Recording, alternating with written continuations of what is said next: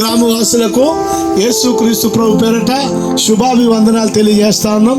ఈ ఉదయకాలం దేవుని యొక్క మహాకృపను బట్టి మరి వాతావరణం చాలా చల్లగా మంచు కురుస్తున్నప్పటికీ మరి మీ యొక్క గ్రామానికి దైవజనురాలు వచ్చి శుభవర్తమానాన్ని తెలియజేయటకు నిజంగా దేవుడు మాకు ఇచ్చిన సంతోషం ఆనందాన్ని మీకు తెలియజేయటకై మేము ఇక్కడికి వచ్చి ఉంటున్నాం. ప్రియులారా, మరి ఏంటి ఆనందం, ఏంటి సంతోషం అని చెప్పేసానంటే వేద గ్రంథమైన బైబిల్ తెలియజేస్తా ఉంది. ఏంటి బైబిల్ తెలియజేసేది? ప్రయాసపడి భారం మోసుకొనిచున్న సమస్య జల్లారా నా యొద్దకు రండి, నేను మీకు విశ్రాంతినిస్తానని చెప్పేసి బైబిల్లో ఉంది.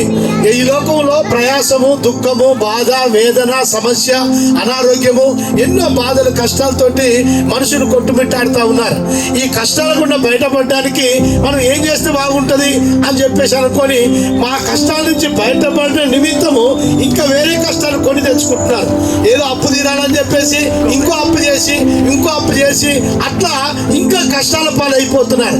కానీ కొంతమంది ఏమో ఈ సమస్యలు ఎక్కువైతున్నాయని చెప్పేసి తాగుడుకు బానిసలు అయిపోతున్నారు. కొంతమంది ఏమో రకరకాల వ్యసనాలకు బానిసలు అయిపోతున్నారు.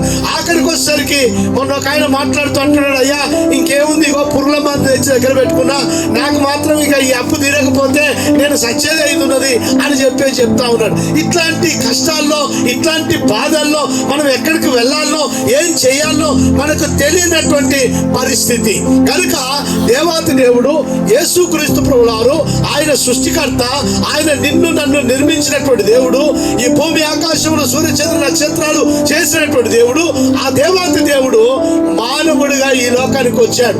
ఎందుకు అనంటే మనకు ఒక మార్గము చూపెట్టడానికి.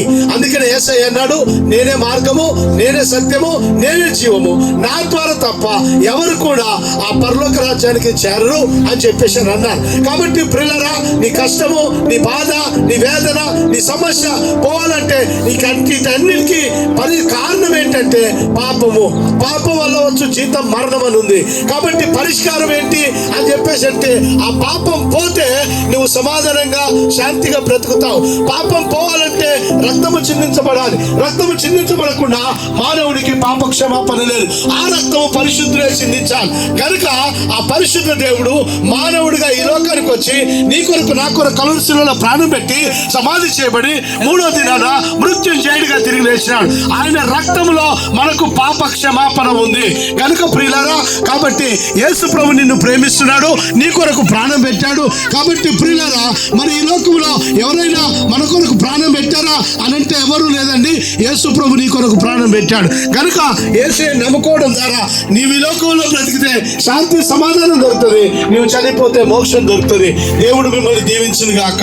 ఇంకా యేసు ప్రభు దేవుని గురించి ఎక్కువగా తెలుసుకోవాలనుకుంటే మా దగ్గర పత్రికలు అవి చదవండి. ఇక్కడ ప్రతి ఆదివారం మరి ఆ దైవజనుడు జాన్ పాల్ గారు వచ్చి ఇక్కడ పరిచర్య నడిపిస్తా ఉన్నాడు. ఇంకా ఆయన కలిసి తెలుసుకోవచ్చు అని చెప్పి మనవి చేస్తా ఉన్నాం. దేవుడు మిమ్మల్ని దీవించును గాక. ఆమేన్.